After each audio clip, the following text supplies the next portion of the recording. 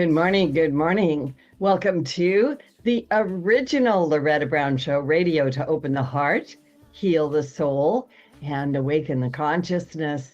Good morning, Mr. Benny Mathers. Are you busy in the back? Hi, no, not yet, but I will be. Okay, because you're that kind of a guy. That's what producers do. I know, you're the greatest. Anyway, how's life?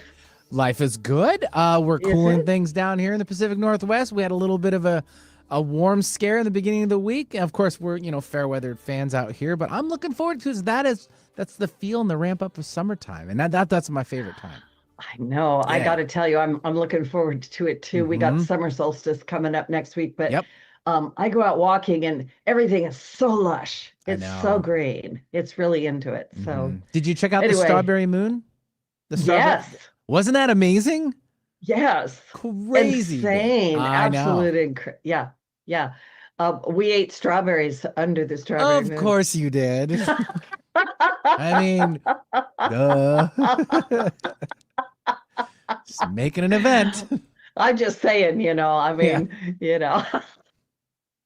Anyway, thanks for that. No problem. All righty. Yeah. Well, I am the owner of Reiki Oasis, located right here in the greater Seattle area for quite a few years.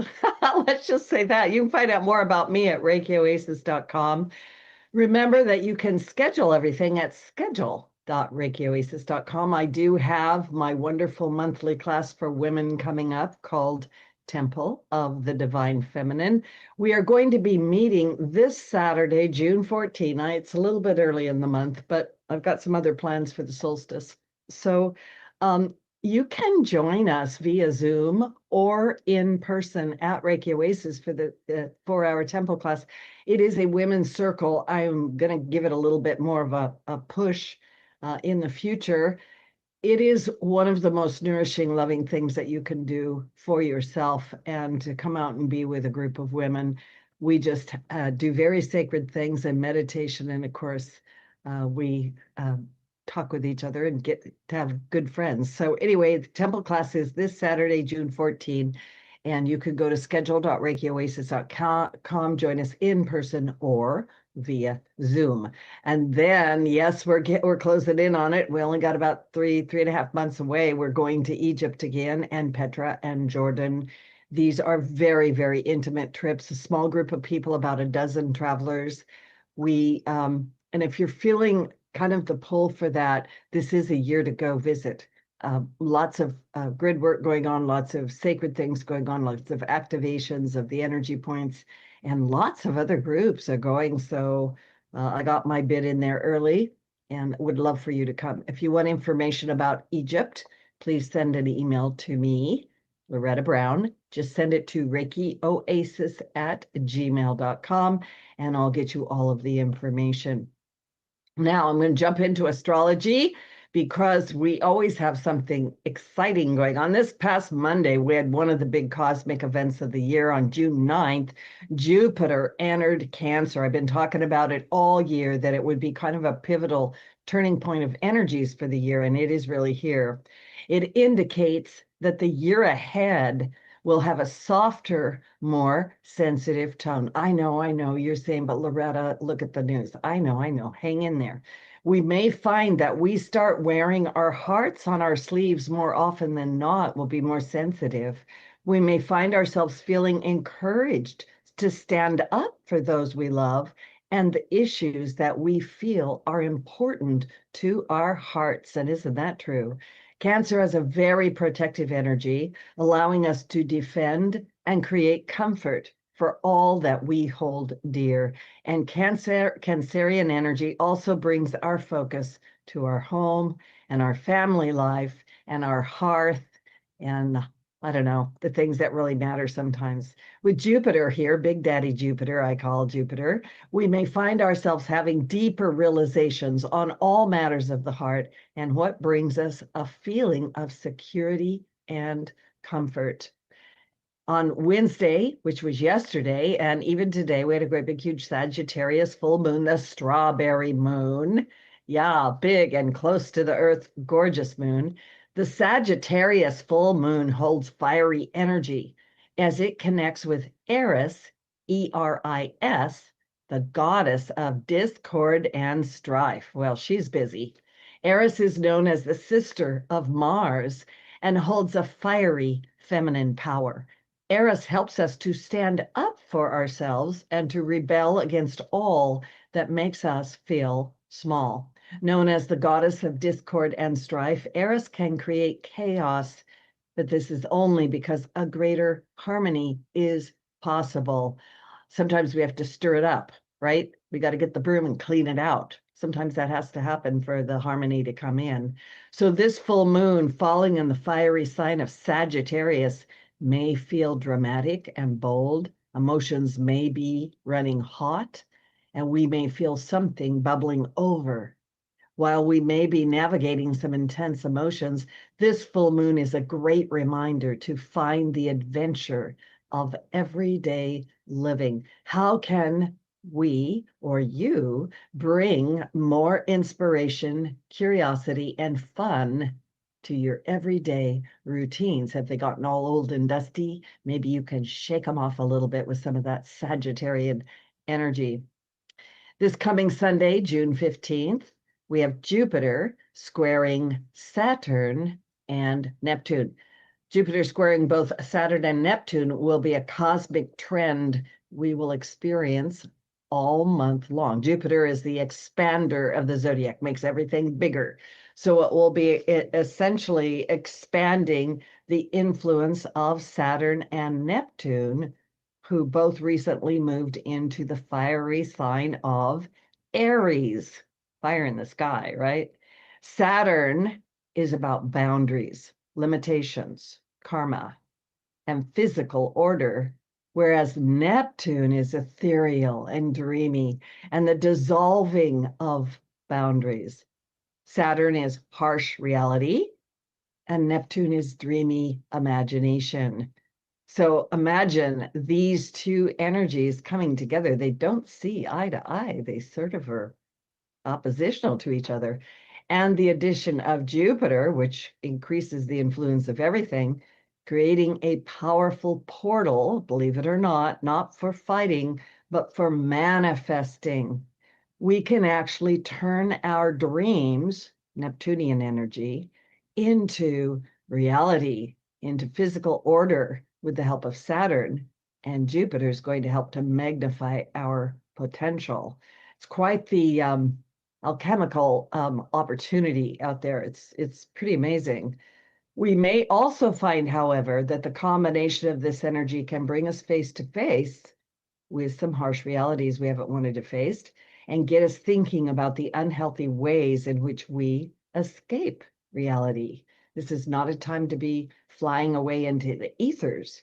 We may find that we cannot outrun our responsibilities or our karmic duties. And I'm going to tell you that when that happens in our life, some of the best things that we can do is figure out how to put your feet on the ground and, face it, take care of it. The energies do want us to get it all cleaned up, and ultimately to help us step forward into what a lot of people are calling the golden age. We're wanting something better, aren't we? Well, all of my clients, even myself, my heart is like longing for harmony and getting along and a more peaceful way of going about it. We are the catalysts of change, and become the truth that you want, become the change that you want to see in the world, is that saying, and that's not easy. It's a challenge. Next Tuesday, June 17th, we have Mars moving into Virgo, and Mars entering thoughtful and practical Virgo. So it's a great energy to help declutter our homes, especially our pantry and our medicine cabinet, things you might not, you're like, ooh, let me pull that stuff out of there. It's also a good time to cultivate a new healthy lifestyle routine. And then we are headed full into the summer solstice and moving into the sign of Cancer next week. I was talking to Benny about how lush and green everything is. I take a walk every morning, and the world is just so happy. We had sunshine earlier this week. The summer solstice to me is a time of celebration and joy of the fullness of the earth and everything that she has to offer us. and also in alignment with all the planetary alignments and also that Aries energy. It is time to move forward, my friends. We can do this. We can do it together. So I know that Benny is in the background trying to find out if my guest is able to get on today. And Mr. Benny Mathers, Yes. where are we at? Unfortunately, we weren't able to get a hold of Cate at the moment. So we'll just go ahead and continue on. And I pulled up a show actually from a couple years ago. It's another book of hers that she wrote. It's Cracking the Matrix. So that'll be a good interview. Yeah, why don't we just go ahead and bring that so everyone at least still gets a little bit of Cate today. Yeah, Cate Montana is great. And we'll go ahead and reschedule her to get her to talk about her newest book. And in the meantime, everybody, please enjoy this interview. And Mr. Benny Mathers, you are the best. Thank you so, so much. I'm bringing my guest on. I'm so excited to have her. This is, actually, I adore Cate Montana. I don't know her that well, but I adore you, Cate. Cate is a dauntless explorer. There she is. Lots of love. Hey, Loretta. She is a dauntless explorer of inner and outer worlds, a journalist for over 30 years. She's an author of a wide range of fascinating books. She's very vulnerable and real in her books, which I completely appreciate. And she has a rare and deep understanding of human nature, birthed out of her 30-year journey, her own journey. Right. She's a master's degree in humanistic psychology, 37 years of intense meditation. And we're going to be discussing her new book, Cracking the Matrix, 14 Keys to Individual and Global Freedom. Just get the book now, Cracking the Matrix, Cate Montana, which explores the nature and presence of evil on this planet. Wow, Cate. Just about the last topic I ever in a million billion years ever thought I would write about. God, totally out of left field. Well, I remember having you on the show and we talked about several of your other books and yeah, when I got this and I started, all I did was open it up and look at the opening part and the chapters and I went, oh my goodness, let's talk, right? Let's talk. Yeah. So gosh, I don't even know where to begin. Like, I just want to jump in all the way. But let's lay a little bit of groundwork maybe for the listening audience that might not know who you are. And particularly, my knowledge of you is number one, I love what you say on your webpage, something about, my name is Cate, but that's not who I am, Yeah. No, the matrix is such a funny word because, some people have asked me, well, what matrix are you talking about? And I'm like, wow, that's such a good question because, we've got the identity matrix, the ego matrix, who I think I am, Cate Montana, writer, journalist, all that. But that's not really who I am.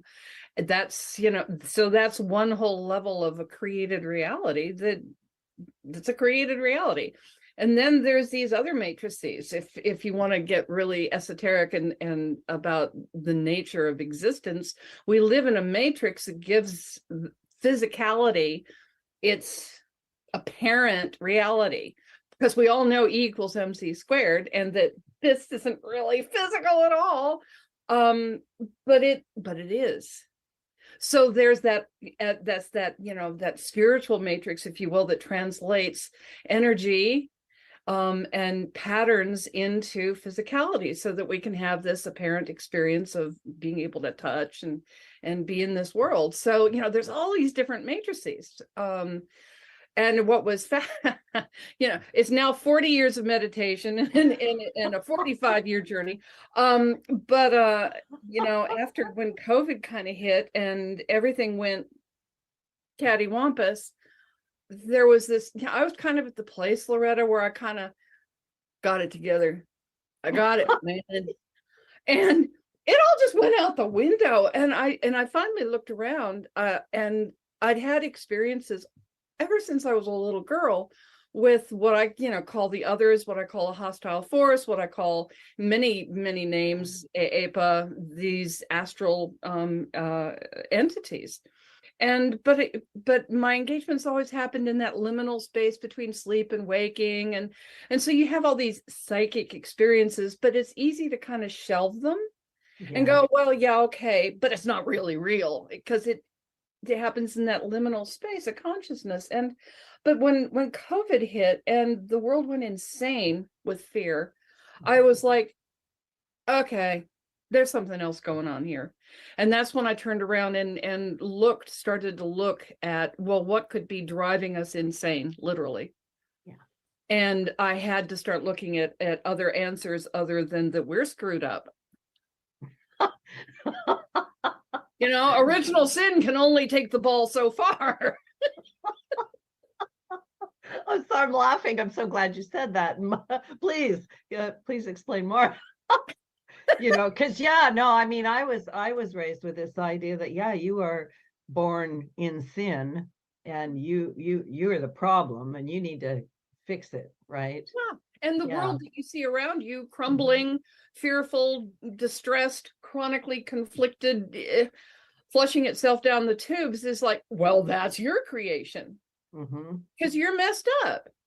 And so that leaves us in this no-win situation where we're in this chronic state of striving to be something. Dear God, please give me the answer somewhere. You know, I left television, and the first 30 years of my life, which, you know, my backstory is like, you know, I was the typical material girl, you know, chewing gum and drinking scotch and you know, not a care in the world. And then I was miserable and had everything. And I'm like, well, what the heck? So that was what started my inner journey. But in reflection, Loretta, I look back now and I go, well, wait a minute, out there in the real world, I'm supposed to be thin and rich and famous and you know, powerful, and I'm supposed to lean in, and I'm supposed to do all this stuff, go, go, go. And then I was like, which is everything, but the message is everything but be yourself, because yourself is obviously not good enough. And then I got into the spirituality arena, and now I look and reflect and go, wait a minute, that was the same message. I'm not good enough. I'm not pure enough. My mind isn't quiet enough. I'm not loving enough. I'm not positive enough. You know, it was just like, there's this endless carrot on a stick. And I'm like, oh my God, it's the same freaking dynamic.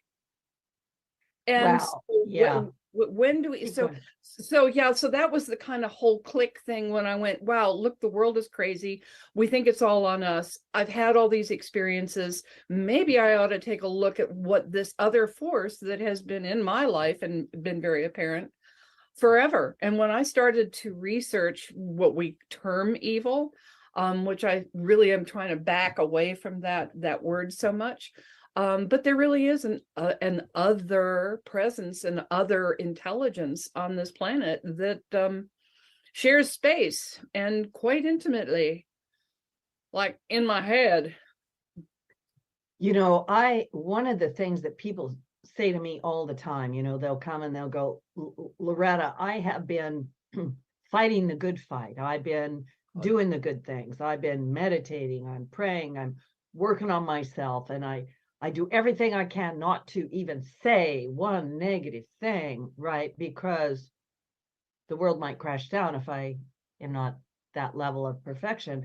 And then they'll say something like, but why is it that my mind is constantly going to the negative place? Like I'm doing all this work and then boom, right? And then and then boom, and there I am. So can you talk about that? Absolutely. Yeah. So go back to the word matrix. Yeah. My first spiritual kind of an aha around this presence came when I was moved to Seattle to go to the Ramtha school.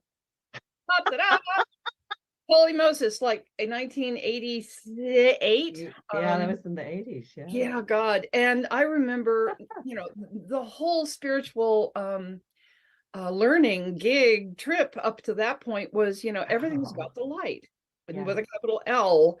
And you go to the light, you love the light loves you. It's all about the light. So I remember being and this was like maybe 1989, 1990. I remember sitting there in the audience, and out of the blue, he says, by the way, when you die, don't go to the light. And I'm like, what?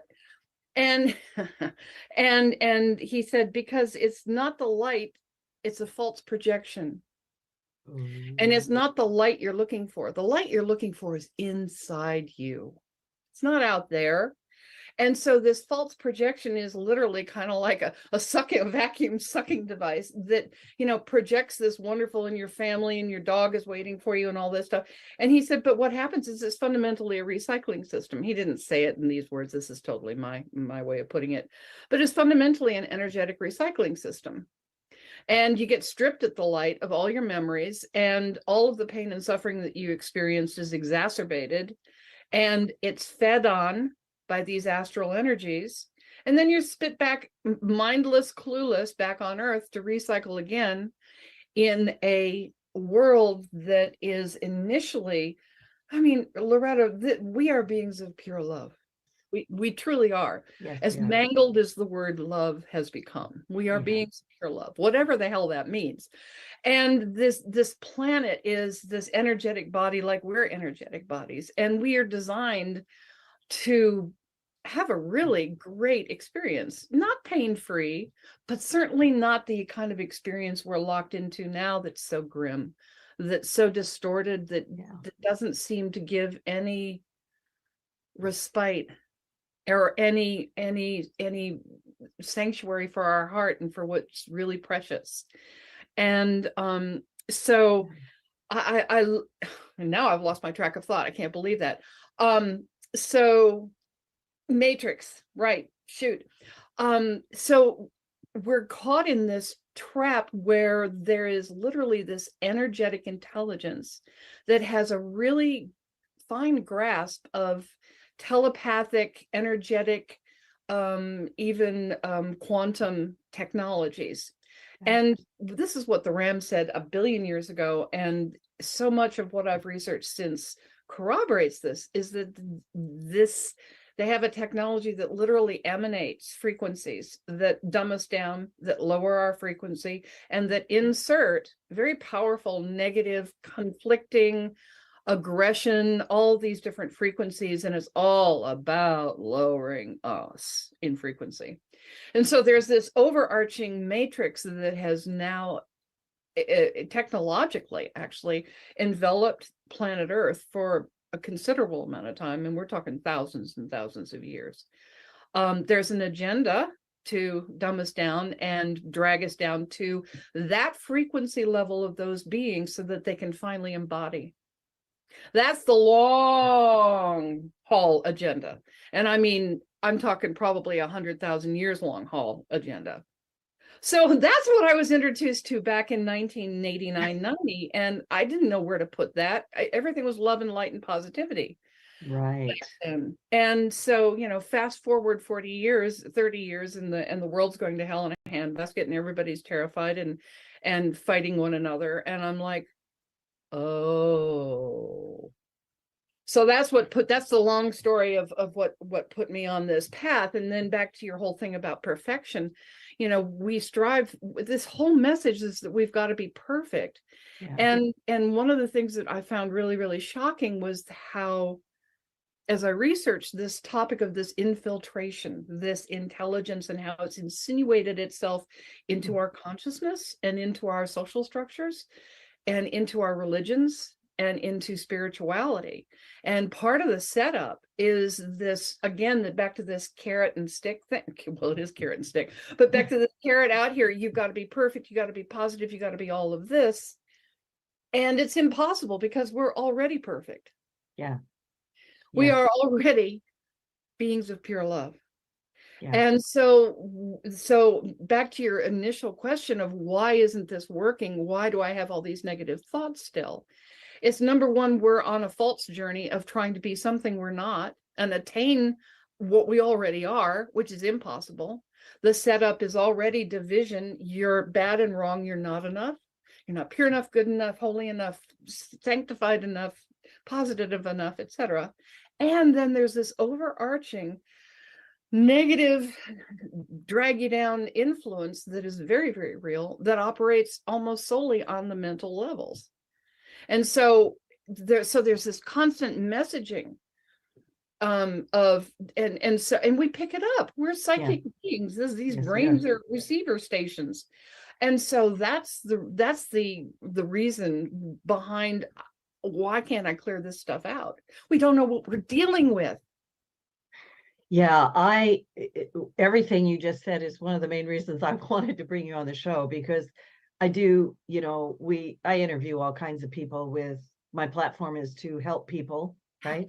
To have Yeah. some place people can go where they're going to hear something that might help them. But I've also been very aware, especially during the last 3 years, of the, I'm going to say, I don't know if it's the emergence of, and I'm going to use the word evil, right? Mhm. That because I don't know what else word to use. You might have a better one. But I have been watching the divisiveness going on our planet, where I just keep looking around going, people have forgotten completely who they are and what's going on here. And there's so much distractions. Everything is distracting, even to the point of what you said. And I've ran into this for years, because I've been in this realm of whatever for 30 years doing professionally, where I run into what I call spiritual competition, spiritual egotism. I'm better than you. I am doing this thing better than you. And I'm like, but we are all in this. We are all love. And I think from the time I was a little girl, I came out with that idea that we are pure love. And that's what we are. So how can these other things exist within that concept? Right. Yeah. Well, you just touched on one of the major head exploders that I, because when I went back and I started researching this, and it was really shocking to discover that every culture on Earth I only really went back like 5,000-6,000 years, okay? But every culture on Earth has a name for this presence, for this intelligence. The Greeks called it the Archons. Mm-hmm. The Hawaiian kahunas call this force Eepa. The Algonquin tribes call it Wendigo. Other Native American tribes call it wetiko. Satan, AshShaytān, Beelzebub. There's all these names, and I mean, even the psychiatrist, even Carl Jung labeled this the antimimos, the Antichrist consciousness. Yeah, and the other thing is that we are sort of, I'm going to just say we're trained. we're guided to not look at it. Don't look at it or minimize it, or we are just love and light and we are all this, and don't go there, because then you're helping to create that, or whatever the deal it is. Like there's an entire concept around the whole thing. Exactly where I was headed to answer your previous question. Sure. Is that so much has been twisted. I've looked at, religion has these beautiful messages, and then original sin, and you go, whoa, where did that come from? And actually, that's a really interesting story, and I'd remind me of that, please. I will. And then I look at spirituality.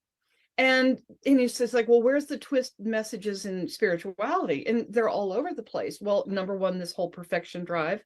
You got to become something to get there. And then there are other things like messages like everything is love. It's all light. It's all love. And I'm like, okay, how do I cram ritual torture? How do I cram sexual abuse of a child ritually? Parents taking their child, a 5-year-old little girl, to satanic ritual. It happens so much. It's so epidemic on this planet. How do you wrap that into, well, it's all love? And I'm like, that's head exploding material. So we end up, bless our cotton picking hearts, we try so hard, we yearn so greatly to be what we already are, and yet we've been convinced it's out here someplace and that we're not enough. And so we torture ourselves endlessly, and we have all these ideas about how to get there. And so so I write about in the book so many ways that the spiritual message has been horrifically twisted to disserve us, and to keep us conflicted, and to keep us back in competition, and to keep us in striving and yearning. And if you're constantly a seeker, you're not a finder. Yeah, that's powerfully said. It's true. It's very true.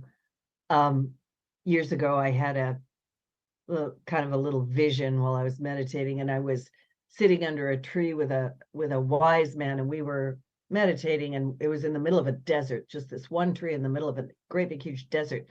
And at some point, for some reason, I was like, I've got to get up and walk about, right? So I went walking, searching, seeking, blah, blah, blah, going. And pretty soon I got to a place where I saw a tree far off in the distance. And yes, as I drew close, there it was the master sitting under the tree, just meditating. And he just looked at me, didn't say a word, and I sat back down. And I totally got it, right?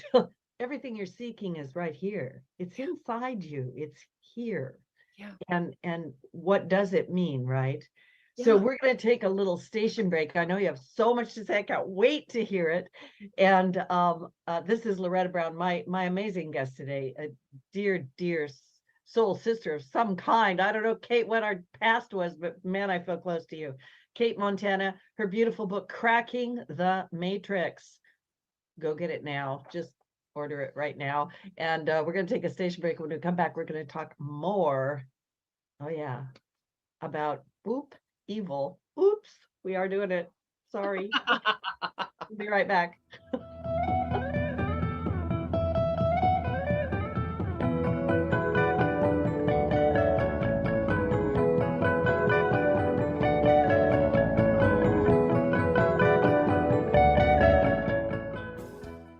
Have something important to say? Want to help improve our world? Need to promote your business uniquely and effectively? KKNW is the answer. Our staff helps broadcasters and podcasters create professional sounding audio. Bring your talent and let our experts help you craft a radio show or podcast that best delivers your message. Learn more at 1150kknw.com. That's 1150kknw.com. KKNW, talk variety that's live and local. Energy is powerful. It's all around us, mysterious, full of potential. Directing positive, healing energy to raise your vibrational rate through Reiki can change your life. Reiki Master Loretta Brown has relieved stress, sadness, anger, and even helped clients lose weight, stop smoking, and end sleep disorders. Worldwide, people have sought out Reiki Oasis. If you want help with your dis-ease, visit ReikiOasis.com. Harness life's energy. Visit ReikiOasis.com today. Alternative Talk 1150, here to uplift your day. Hello, everyone. Benny Mathers here, producer for the original Loretta Brown Show. Unfortunately, Loretta isn't able to make the show today. She had an emergency dental appointment she had to get to.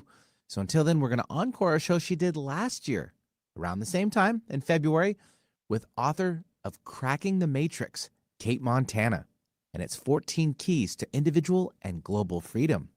Enjoy.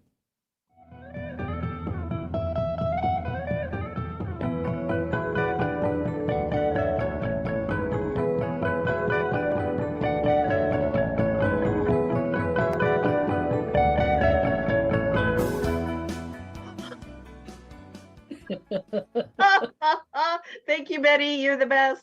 Anyway, welcome back to the original Loretta Brown Show with my guest, Cate Montana. And I want to remind you that these shows are archived and they're all over the place. You can go to the KKNW archives for the original Loretta Brown Show. There's hundreds, if not thousands, of shows in there. I've been on the air forever, long time. And before Benny's twins were born, I was on the air. Anyway, we're also on iTunes, Podcast One, Spotify, Twitter, YouTube. Oh man, Benny, I always goof it up, but we're all over the place. And Megaphone is the latest of the platforms, Megaphone, and there it goes. I wrote that down. I was like, Megaphone. Megaphone. Is that easier to remember that way? Maybe. Yes, it is. All right, good. Yeah, but you can listen to the show over and over again. And of course, we're talking about Cate's new book, Cracking the Matrix, 14 Keys to Individual and Global Freedom. And we are discussing evil on this planet and the matrix and the agenda, shall we say that? Where do you want to jump in, Cate? We're talking about so much stuff before the break. My brain can't even remember. Actually, I'm going to go to Original Sin because that's a really interesting story. Okay. And I need to throw this out here. The book is not available yet until March. Okay. But people can go to my website and just send me an email and that we want it, and I'll let them know. But it should be out March 5th. That's And your website is? Oh, CateMontana.com. Right. And that's Kate with a C. Anyway, so we're talking about how this astral force, this astral intelligence, which is actually is capable of, the message and how it twists and insinuates itself into religion, for example. So if you ask me what was the most insidious teaching ever promulgated on humanity, it's the concept of original sin. You're born in a body and you're screwed. It's just downhill from there because it's evil, it's slimy, it's the worms, it's the devil itself incarnate is the body, and you got to rise out of the body to heaven. Well, so Augustine of Hippo, back in 350 something AD, was Saint Augustine, and he's the man who introduced the concept of original sin into Christian theology. And it was adopted somewhere at the Synod of Hippo in 400 AD, something like that. So St. Augustine was a sexual reprobate and an atheist. Yeah, for his early first 30 years or so. His dad was pagan. His mom was Christian. She wept a bucket load of tears over him. And his horror, in his condition. And he didn't convert until he ran across a teaching called Manichaeism. And Manichaeism was introduced to humanity back in earlier than 350 AD by the prophet of Babylon, Mani, M-A-N-I, Mani. And Mani had a voice that spoke to him. And he called it his other self. And Mani's voice is what whispered in his ear about the evil of the physical body and how we were born corrupted, and that the body was a bed of sin, and that was our original condition, and that all of life was so.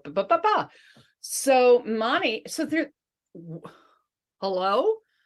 An astral voice introduces this idea, and then 100 years later, Augustine of Hippo, little sexual reprobate, guilt-ridden guy, can't please mommy because she's a good Christian, comes along and goes, that's why I've been so screwed up. That's why I've been running after all those women and drinking all those wineskins. All right. So he converts to Christianity, and then we know he becomes St. Augustine and his massive influence on Christian theology, introducing original sin amongst other charming thoughts.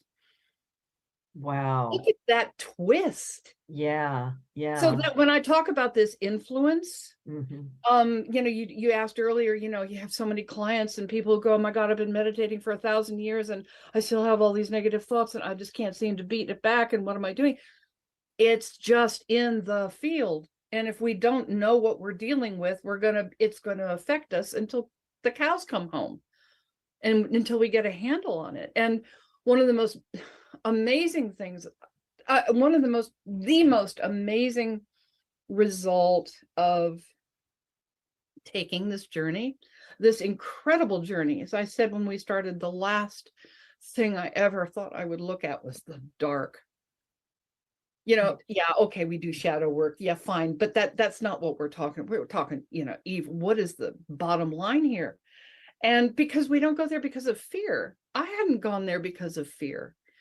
But when I finally turned around, Loretta, and looked it in the eye and studied it and realized what we're dealing with, I realized it has absolutely no effect on us whatsoever unless we accept it as part of ourselves. Oh, wow. Whoa. It's a completely different frequency. We are beings of, I have cold chills. We are beings. I do too. For love. This other astral influence, totally different frequency down here. We're up here. And it comes in and starts to affect the frequency, the grid, the information grid of the earth. We start resonating to it. More and more infiltration of thoughts and ideas on the mental plane. These are non-physical beings. They have absolutely no power whatsoever unless we give it to them and see it as ourselves.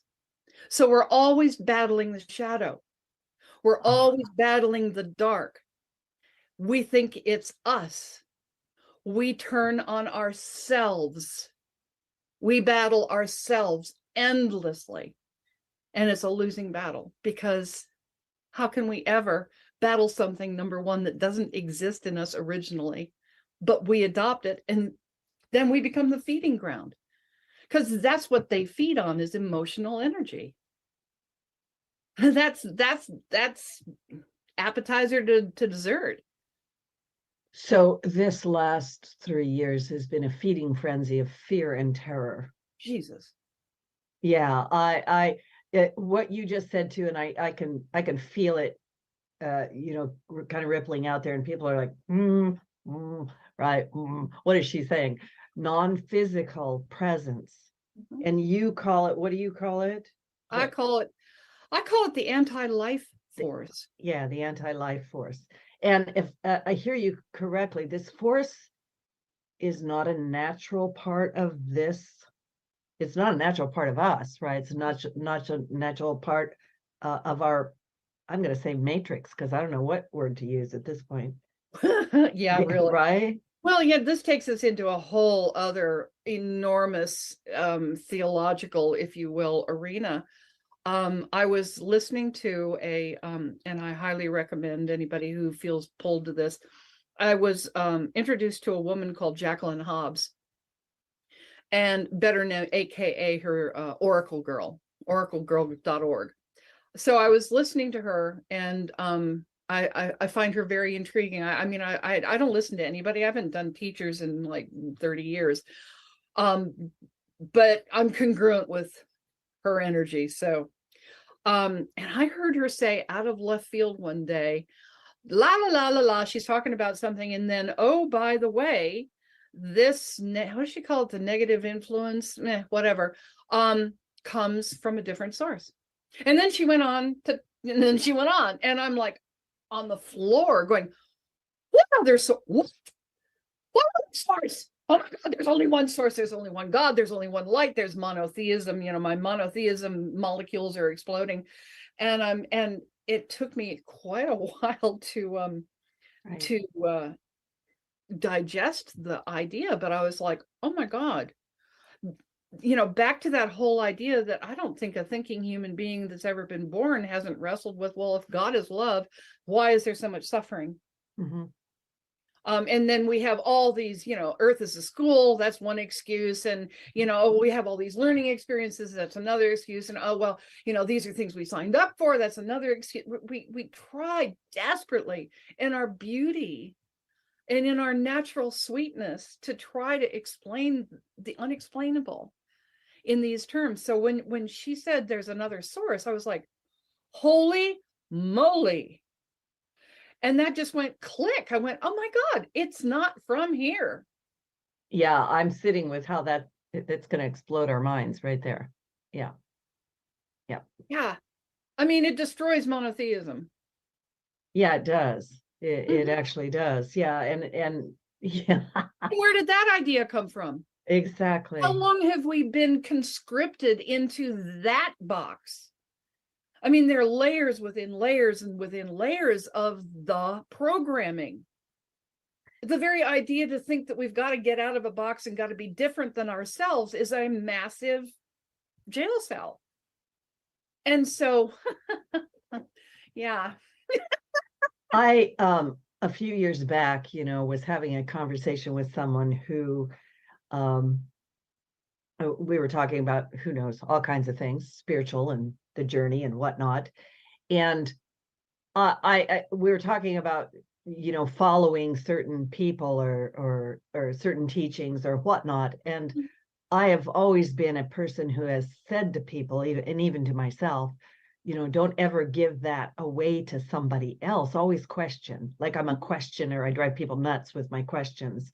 And my question is, what if everything you've been taught is a lie? What if what if your idea, because, you know, I do a lot of work with people with what I call reframing or changing the way that we look at the world. And so what if we took those glasses off and we saw what's really going on here? And ever since The Matrix came out, the movie, right, I have played with these ideas of, okay, what is real? What is not real? Are we living in a matrix? Is this a simulation? Like, there's a lot of people that have put, you know, little bits of information out about that.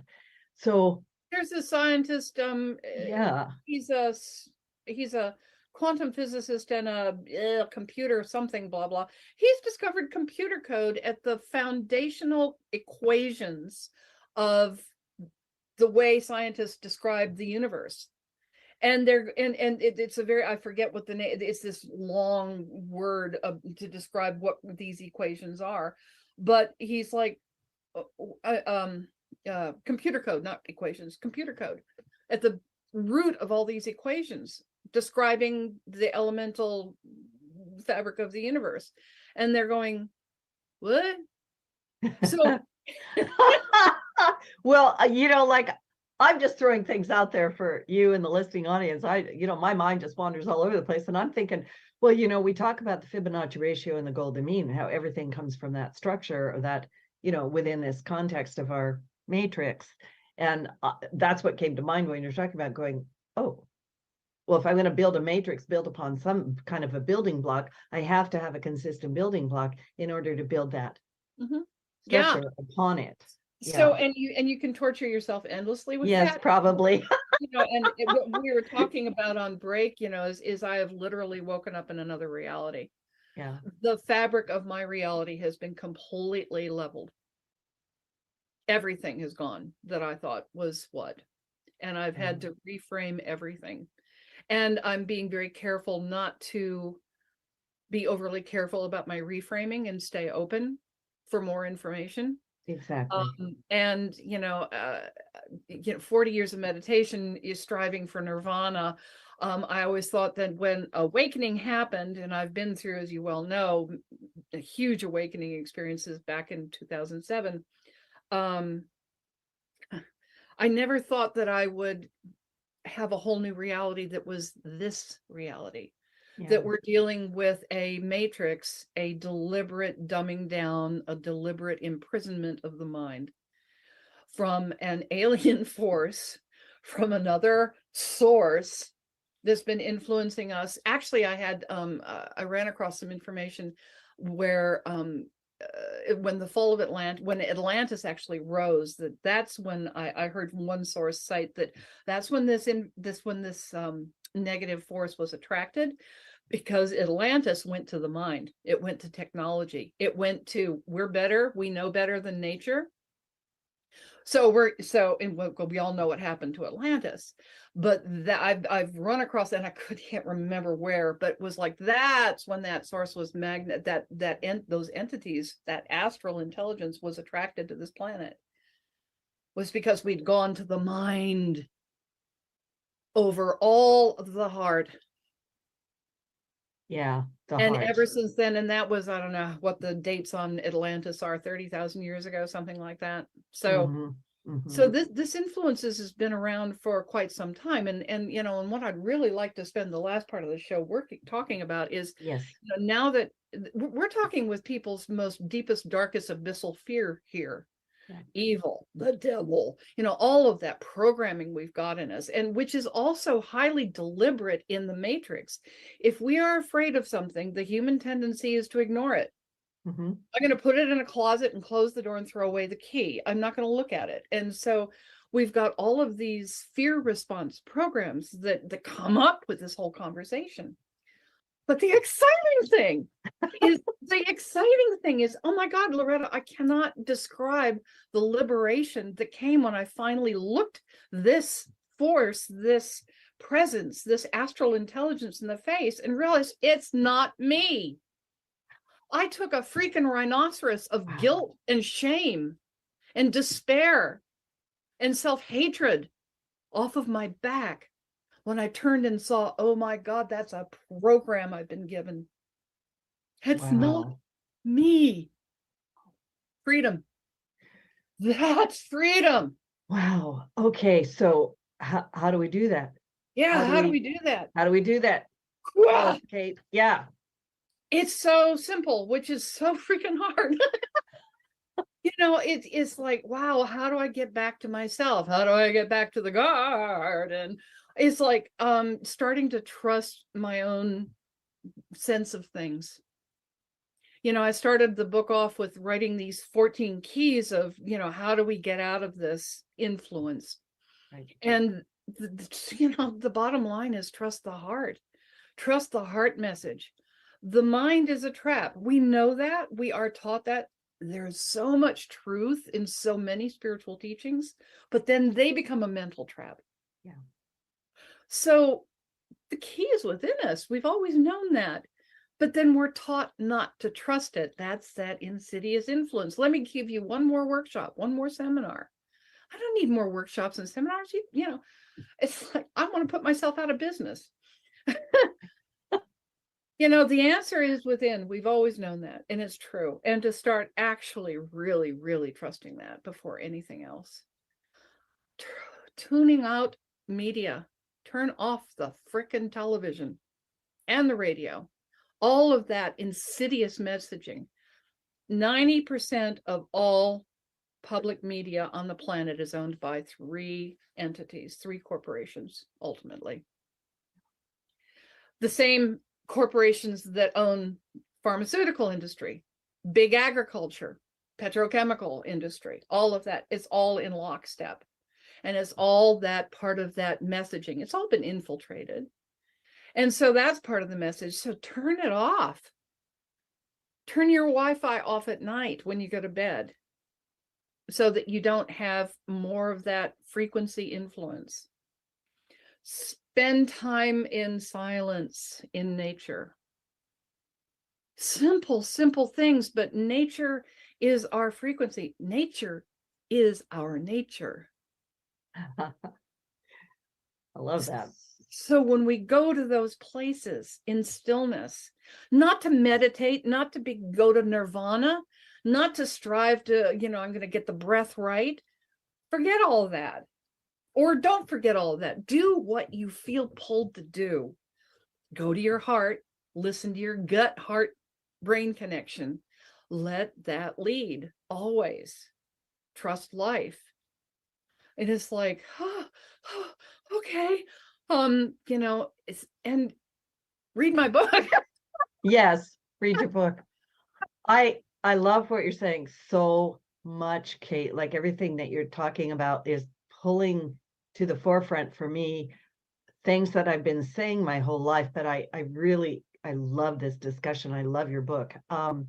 I think that we need to shake ourselves off a little bit and clear our minds. So many people come to me and they'll say, Loretta, what do my guides say I should do? And they always say, what's your heart want to do? Look inside yourself. It's inside there. Yeah. And I think that we need to learn to trust ourselves. And also as we're stepping away from this controlling anti-life force, right? Like recognizing that is not who I am. That is not me. That is not God. Yeah. Right?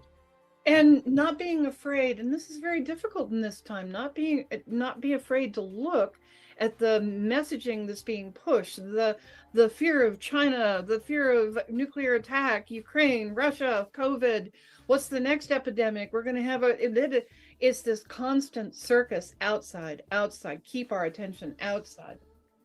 So, yeah. Sit under a tree, breathe. And don't be afraid don't be afraid. That's easy to say, hard to do. Fear will come up, and the thing of it is, but the more we know, the more we learn about this influence, the less vulnerable we become.